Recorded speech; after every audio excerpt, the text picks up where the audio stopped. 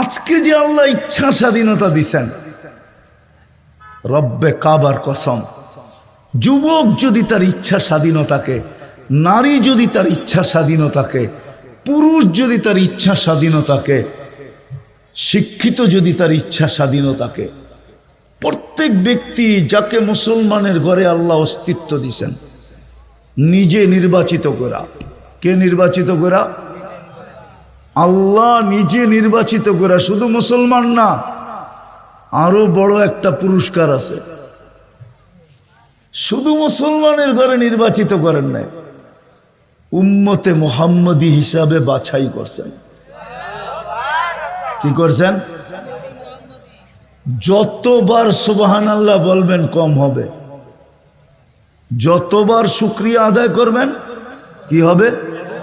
কম হবে। রব্বে কাবার কসম, যত শুকরিয়া আদায় করব কম হবে। আপনি উম্মতে মুহাম্মদী হিসাবে বাছাইকৃত, নির্বাচিত হয়েছেন। কোরআন বলে হুয়াজ তাবাকুম, আপনি সমগ্র জাতির ভিতরে শ্রেষ্ঠত্বের মুকুট পাইছেন। কুনতুম খায়রা উম্মাহ, আপনি সমস্ত জাতির ভিতরে সবচেয়ে বেশি সুযোগ সুবিধা পাইছেন। আপনার মতো সুযোগ সুবিধা কেউ পায় নাই। আপনি যদি এক লাইলাতুল কদর ধরেও, যদি এক লাইলাতুল কদর পায়েও যদি 80 বছর কাটায় দেন আর কিচ্ছু না করলেন, আর আপনি যদি কবরে চলে গেলেন, আল্লাহ যদি জিজ্ঞাসা করলো তুই কি নিয়ে আসছিস, তো আপনি বুক ফুলায় বলতে পারবেন এক লাইলাতুল কদরই তো 83 বছর, আমি তো দুনিয়ায় ছিলাম 80 বছর, 80 থেকে 80 বাদ দিয়া দেন, তারপরও তো 3 বছর 4 মাসের পাওনা আমি আপনার কাছে, আপনি আমার কাছে পাবেন কোথায়? বিদায় আমি কথার শেষ জায়গায় চলে আসছি, আর বাড়াইতে চাইতেছি না কথায়, বিলকুল শেষ জায়গায় চলে আসছি। কেননা মানুষকে স্বাধীনতা দেওয়ার কারণে মানুষকে আল্লাহ ইচ্ছা স্বাধীনতা দিয়েছেন। ইচ্ছা স্বাধীনতা বোঝেন তো? মানুষকে আল্লাহ ইচ্ছা স্বাধীনতা দিয়েছেন বিদায় মানুষ এই ব্রেন দিয়ে যা খুশি তা ভাবতে পারে, বিবেককে যেই কোনো কাজে লাগাইতে পারে, যেই কোনো বিদ্যায় বিদ্বান হইতে পারে, যেমন খুশি তেমন চলতে পারে। যদি ইচ্ছা স্বাধীনতা না দিতেন, কোনো সৃষ্টিকে আল্লাহ ইচ্ছা স্বাধীনতা দেন নাই। আপনি বিশাল বিশাল সৃষ্টি বলেন আর ক্ষুদ্র থেকে ক্ষুদ্র বলেন, এই পোকা যে উঠতেছে এটাকেও আল্লাহ ইচ্ছা স্বাধীনতা দেন নাই। আবার জিবরিল আলাইহিস সালামকেও ইচ্ছা স্বাধীনতা দেন নাই, মিকাইলকেও ইচ্ছা স্বাধীনতা দেন নাই, ইসরাফিলকেও ইচ্ছা স্বাধীনতা দেন নাই, আজরাইলকেও ইচ্ছা স্বাধীনতা দেন নাই। কোন সৃষ্টিকে আল্লাহ ইচ্ছা স্বাধীনতা দেন নাই। শুধু মানুষকে আল্লাহ ইচ্ছা স্বাধীনতা দিয়েছেন বিদায় বিবেক দিয়ে যা খুশি তা ভাবতে পারে, বুদ্ধি যেই কোনো কাজে লাগাইতে পারে, যেমন খুশি তেমন বিদ্যায় বিদ্বান হইতে পারে। এই ছোট জীবনটা যেমন খুশি তেমন কাটাইতে পারে। আর যদি ইচ্ছা স্বাধীনতা না দিতেন, তো রব্বে কাবার কসম, একজন মানুষ সব ভোগ করবে আল্লাহ, আপনি 24 ঘন্টা কাঠটা ভোগ করেন। এটা মনের থেকে মানেন না মুখের থেকে মানেন? যদি মনের থেকে মানেন যে সবকিছু ভোগ করি কার, ভালো মতে বলেন। আমরা আল্লাহ বলতে চাই না মুখ খুলা। আল্লাহ বললে 40 নেকি মিলে, কয় নাকি? কয় নাকি? আর আল্লাহ বলার 40 নেকি আর অন্য 40 নেকি একরকম না। অন্য 40 নেকি একরকম না। কেননা আল্লাহ হলো আল্লাহর নাম, জাতি নাম। কি নিজের ব্যক্তিগত একটা পার্সোনালিটি আছে না, না নাই? আর নাই আপনার ব্যক্তিগত একটা পার্সোনালিটি আছে না? তাহলে আল্লাহর নাম যেটা, আমার তো বিশ্বাস যদি কেউ আল্লাহ বলল আর এটা কবুল হয়ে গেল, আমার বিশ্বাস, এটা আমার বিশ্বাস না, ঈমান। এই আল্লাহ শব্দের নেকিটাই যদি এক পাল্লায় রাখা হয় আর সমগ্র জগৎটাকে আরেক পাল্লায় রাখা হয়, তাহলে সমগ্র জগৎটার ওজন যেই পাল্লায় আল্লাহ শব্দটা রাখা হয়েছে, আল্লাহ শব্দের নেকি, এটাকে হেলাইতেও পারবে না, উঠাইবে তো দূরের কথা। এই জন্য আল্লাহ মন দিয়া বলা চাই, যত বলবেন তত লাভ। কথা ঘুরে গেল, কিন্তু যত বলবেন তত লাভ। যত আল্লাহ বলবে তত ভিতরে আলোর বাল্ব লাগতে থাকবে, আলোর বাল্ব। বলতে বলতে বলতে একদিন দেখা যাবে দিলটা এরকম আলোকিত হবে যে আপনি এইখানে বৈশা দিলের জগতের ভিতরে জান্নাত দেখবেন, আল্লাহ দেখবেন, আল্লাহ আল্লাহ দেখা যাবে। যদি বলতে বলতে ভিতরে বাল্ব লাগাইতে পারি, তো যেটা আমি বুঝাইতেছিলাম, একটা জিনিস বুঝানোর জন্য আপনাদেরকে পিছের থেকে নিয়ে যাইতেছি, যে আল্লাহ যদি ইচ্ছা স্বাধীনতা না দিত, তাইলে কোনো ব্যক্তি তার বুদ্ধিকে নিজের ইচ্ছা মতো লাগাইতে পারত না,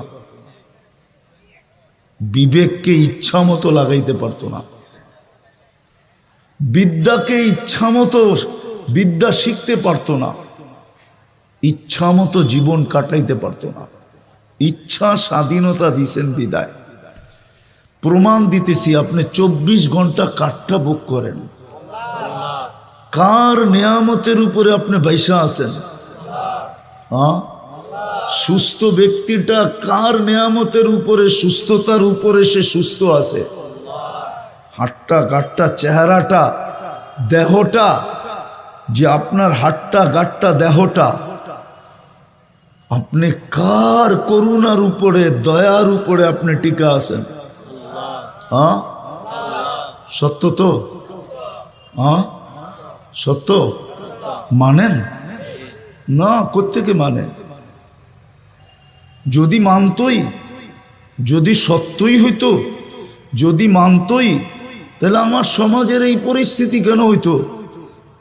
মুসলমানের ঘরে জন্ম নেওয়ার পরেও এই অবস্থা কেন হইতো? সে তো জন্ম নিছে মুসলমানের ঘরে। কার ঘরে? আপনাকে মুসলমানের ঘরে নির্বাচিত করলো কে?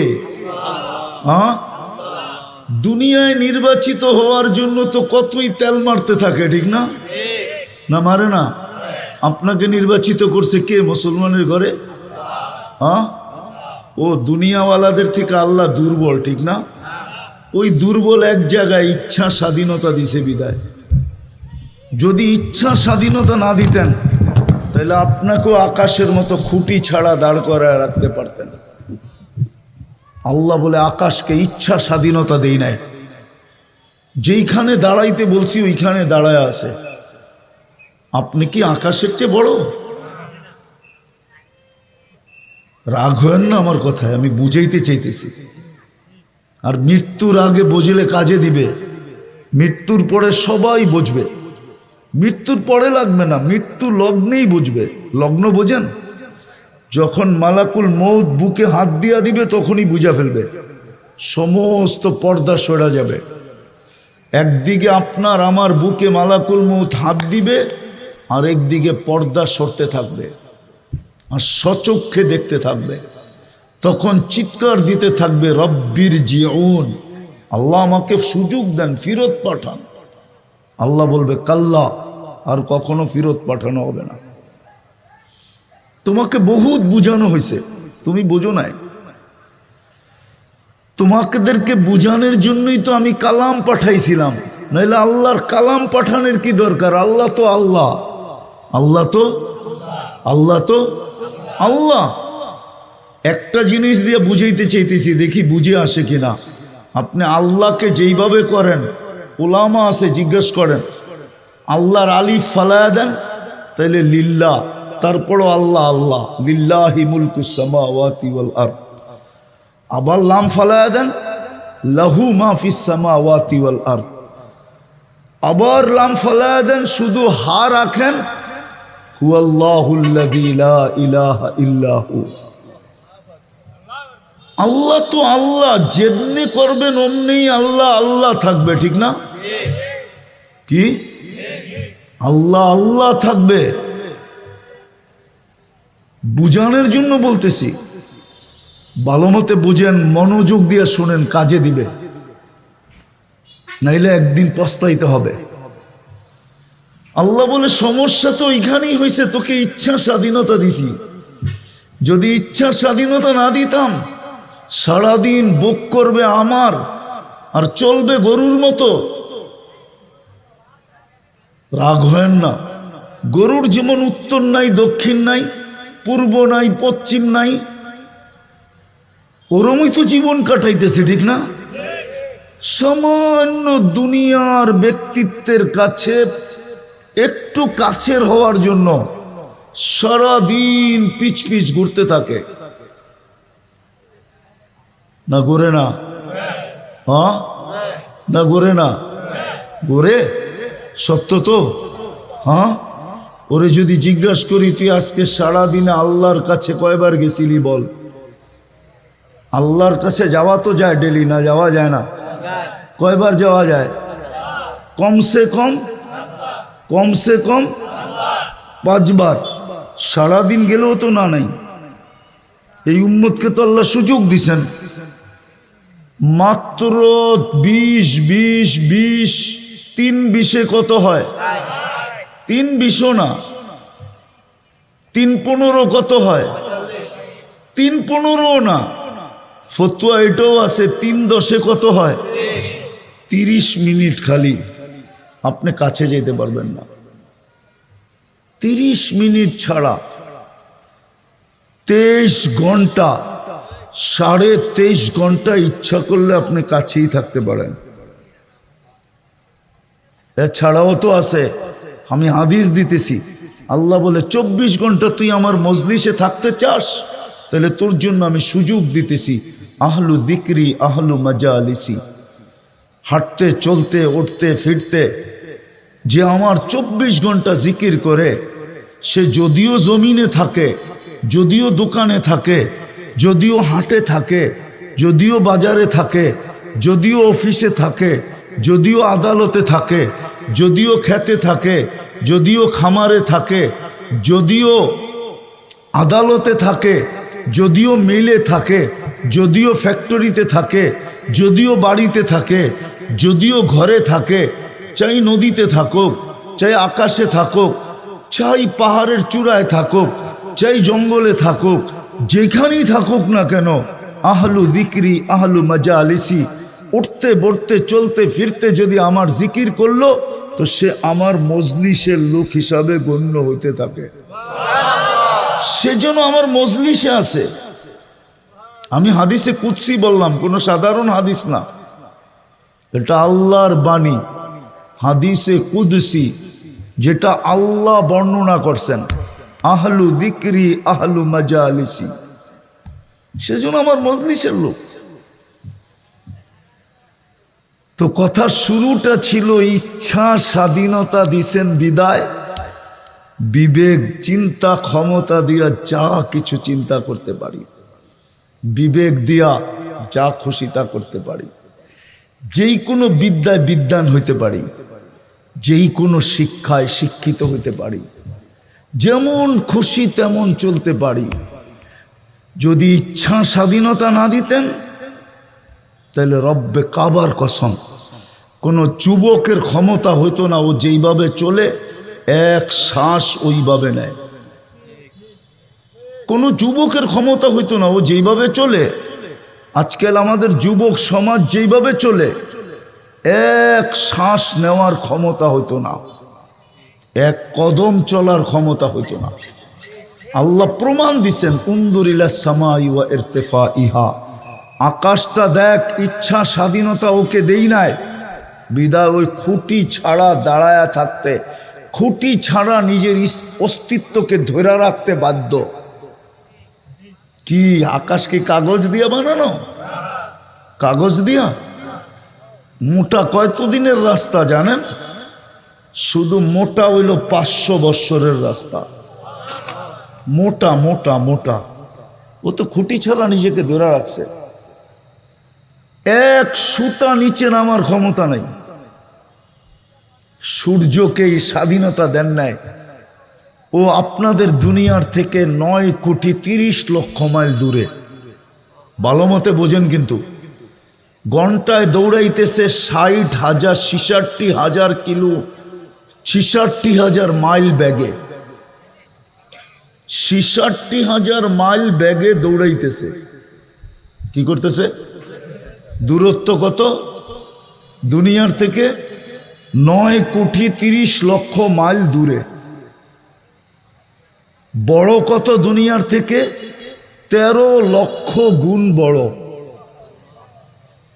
ও 1 ইঞ্চি নিচে নামার ক্ষমতা নাই। এক কিতাবে লেখা আছে, লাউ কদ্দামতু শিবরান লামুত্তুম জামিয়া, যে 1 বিঘা যদি নিচে নামায় দেয় সূর্য, তাহলে তাপমাত্রায় তোমরা সব মরে যাবে। তাপমাত্রায় মরো আর না মরো, চর্ম ক্যান্সারে তোমরা সব মরে যাবে, সব চর্ম ক্যান্সারে মরে যাবে 1 বিঘা যদি নিচে নামায় দেয়। যেইখানে আসে ওইখান থেকে। রঙে আসি তো, সূর্যের আলোটা 3 বার ফিল্টার হয়। কয়বার? আপনার বাড়ির ফিল্টারটা কয়বার ফিল্টার হয়? আরে বলেন না কেন, বাড়িতে ফিল্টার নাই? পানি খাওয়ার ফিল্টার নাই? কয়বার ফিল্টার হয়? দূর মিয়া, আপনার বাড়ির ফিল্টার কি 3 বার ফিল্টার করে? কয়বার? সূর্যের আলো 3 বার ফিল্টার হয়। আপনার বিজ্ঞানকে জিজ্ঞেস করেন, 3 বার ফিল্টার হওয়ার পরে দুনিয়াতে আলোটা আসে। আর যদি ডাইরেক্ট পাঠাইতেন তাহলে এতদিনে সাফা। এতদিনে কি? ঢাকায় শব্দ বোঝেন তো? এতদিনে সাফা। যদি ইচ্ছা স্বাধীনতা না দিতেন, তাহলে যুবক এই বেশে ঘুরতে পারে না। ও নির্বাচিত মুসলমানের ঘরে। কার ঘরে? কি? মুসলমানের ঘরে নির্বাচিত হওয়ার বেনিফিট জানেন? আপনি কতটুকু বেনিফিট ভোগ করতেছেন? প্রথম বেনিফিট বলতেছি, শুধু আপনি না, হাদিসে আছে, যতক্ষণ পর্যন্ত একজন মুসলমান থাকবে ততক্ষণ পর্যন্ত কিয়ামত হবে না। শোনেন না এই পর্যন্ত? একবারও শোনেন নাই? তাহলে আপনি ভাবেন একজন মুসলমানের ভ্যালু আল্লাহর কাছে কত। একজন মুসলমান থাকলেও কি হবে না? কি হবে না? তাইলে আপনার ভ্যালু কতটুকু? আপনার কারণে পালতেছে, সারা দুনিয়ার সিস্টেমকে চালাবে যতদিন পর্যন্ত আপনি বেঁচে আছেন। সারা জগতের সিস্টেম চালাইতে, একটা সংসার চালাইতে যে চুল পাইকা যায়, ঠিক না? না পাকে না? কোমর ঝুঁকা যায়। সব সিস্টেম আল্লাহ চালাবে শুধু একজন মুসলমানের কারণে। ভাবছেন কোনোদিন আপনার ভ্যালু কত? এটা তো দুনিয়ার ভ্যালু। আখেরাতের ভ্যালু জানেন কি? আমি তো বলি যে কাগজে মুসলমান, বাস্তবে মুসলমান না, শুধু কাগজে মুসলমান। কাগজে মুসলমান বোঝেন? সরকারিভাবে বা কোথাও কোনো প্রতিষ্ঠানে যেইখানে কোনো ফর্ম ফিল আপ করতে যায় লিখতে হয় ধর্ম কি, ওইখানে ও কাগজে লেখা আসছে আমি মুসলমান, ইসলাম আমার ধর্ম, ওরে বলে কাগজে মুসলমান। বাস্তব দৃষ্টিতে ইসলামের কিচ্ছু নাই ওর কাছে। ওই কাগজের মুসলমানও একদিন দোজখ থেকে বাহির হবে। যেই দিন বাহির হবে ওই দিন সারা দুনিয়ার কাফের দুযোগে চিৎকার দিবে, ইয়াউমা ইয়াওয়াদ্দুল্লাযীনা কাফারু লাউ কানু মুসলিমিন। আফসোস, আমরা যদি ওর মতো কাগজে মুসলমান হইতাম তাহলে আজকে চিরদিনের জন্য দুযোগ থেকে বাহির হইয়া চির শান্তির জায়গা জান্নাতে যাওয়ার সুযোগ হইত। ওই মুসলমান হিসাবে আপনাকে নির্বাচিত করছে কে? কে? আজকে যদি ইচ্ছা স্বাধীনতাকে আল্লাহর ইচ্ছাধীন আর আল্লাহর রসুলের ইচ্ছাধীন করতে পারেন, ইচ্ছাধীন করতে পারেন, আল্লাহর ইচ্ছাধীন আল্লাহর রসুলের ইচ্ছাধীন যদি করতে পারেন, তাইলে একদিন আসবে চিরদিনের ইচ্ছা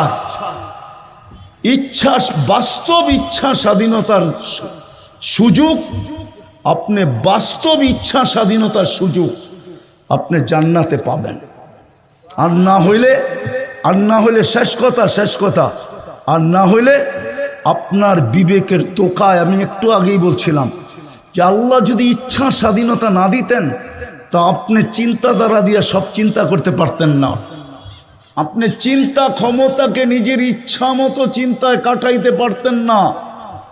কেননা মানুষ একটা 3.5 আইতা, বেশি সুখও সইতে পারে না, বেশি দুঃখও সইতে পারে না। বেশি সুখ যদি আসে, কোরআন বলে ইদা মাসাহুল খায়রু মানুয়া ওয়া ইদা মাসাহু শাররু জাজুয়া। এই জন্য হাদিসে আছে, কিতাবে আছে, আমরা দেখছি বহুত বড় বড় ব্যক্তিত্বের যাদের ইশারায় মাটি উল্টাইতো, ওদেরকেও আমরা দেখছি বাচ্চার মতো হাউমাউ করে কানতে। না দেখেন নাই? নাম বলবো? নামও বলা যায়, কিন্তু নাম বলতে চাইতেছি না। যাদের ইশারায় মাটি উল্টায় যেত, সবকিছু উল্টায় যেত, ওরকম মানুষকেও বিপদে পড়লে আমরা হাউমাউ করে কানতে দেখছি। কি করা? হাউমাউ করে কানতে দেখছি। কিতাবের কথাই সত্য, কিতাবে আছে। ইদা ওয়াকা ফিল মাসিবাতি, আমি আরবি বলতেছি, ইদা ওয়াকা ফিল মাসিবাতি তারাহু তিফলান সাগীরা। বিপদে যখন পড়ে তো বাচ্চার মতো হাউমাউ করে কাঁদে।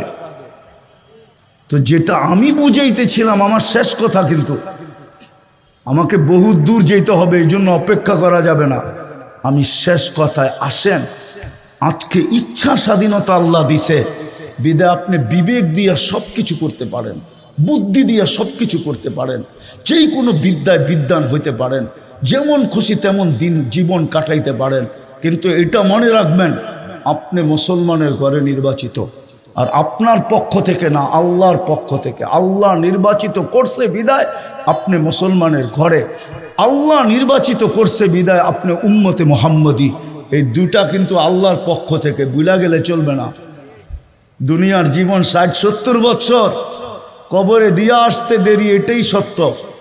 নাইলে আমি এই আগস্টের 17 তারিখে ছিলাম মক্কা মুকাররমা।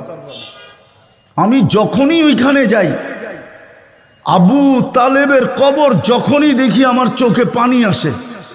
এই জন্য পানি আসে যে আবু তালেবের থেকে বড় ব্যক্তিত্ব তো কেউ নাই। আল্লাহ রসুলের সাথে সম্পর্ক তো কারো এর চেয়ে বেশি নাই। চাচা 44 বছর আল্লাহ রসুলকে বুকে রেখা পালছেন, কিন্তু দুনিয়ার থেকে চাইতে দেরি, কোনো সম্পর্ক কাজে দেয় না।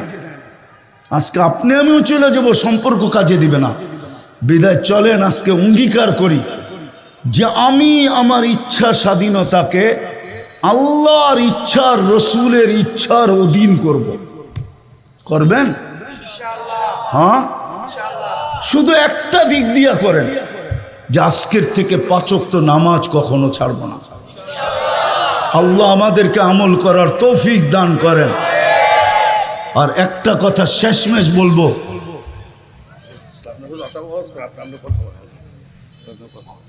একটা কথা শেষমেশ বলবো,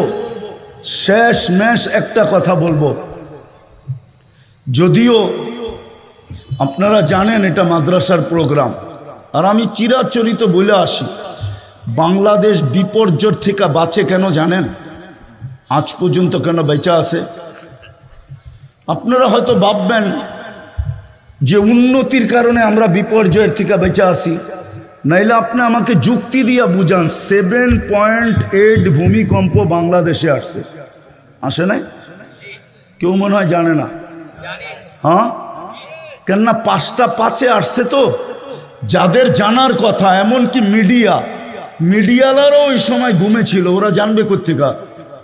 আর বাকি আমার সমাজের অধিকাংশই তো, কেননা ফজরের 2% লোক ফজরের নামাজ পড়ে না, 98% লোক তখন ঘুমেছিল। 5টা 5 বাজে ভূমিকম্প আসছিল 31st নাইটের পরের দিন, কিন্তু বাংলাদেশে একটা টিনের ঘর পড়ে নাই। কিন্তু এই 7.8 গত ডিসেম্বরে তুর্কিতে আসছে, 1.5 লক্ষ লোক মারা গেছে, এক শহর মাটির সাথে মিশা গেছে। বলেন সারা দুনিয়া যেই চিৎকার দিতেছিল বাংলাদেশকে করুণা নিয়া, যে বাংলাদেশের মতো বিপর্যয় কখনো হয়, কোথাও হবে না, ওই তুলনায় বাংলাদেশে কোনো বিপর্যয়ই হয় নাই। বরং করুণার রোগী বাংলাদেশে যত সুষ্ঠুভাবে সুন্দরভাবে আলেম ওলামার হাতে দাফন হয়েছে, দুনিয়ার কোথাও করুণার রোগী এরকম সুন্দরভাবে দাফন হয় নাই। সত্য তো? আপনি এখন নেটে সার্চ দেন, করুণার সময় যতগুলা দাফন করার জন্য সংস্থা ছিল, সবগুলা মাদ্রাসার উস্তাদ এবং ছাত্রদের ছিল। কোনো বিপর্যয় ঘটে নাই। কেন? আমি দুনিয়া ঘুরে বলতেছি, রাগ হয় না আমার সাথে আবার কেউ। আমার 103টা দেশ দেখা শেষ, আমি আপনাদের স্বাধীনতা দেখি নাই। আমি জুলাইয়ের 18 তারিখে বাংলাদেশ থেকে গেছি, প্রথম আমার সফর ছিল ইংল্যান্ড।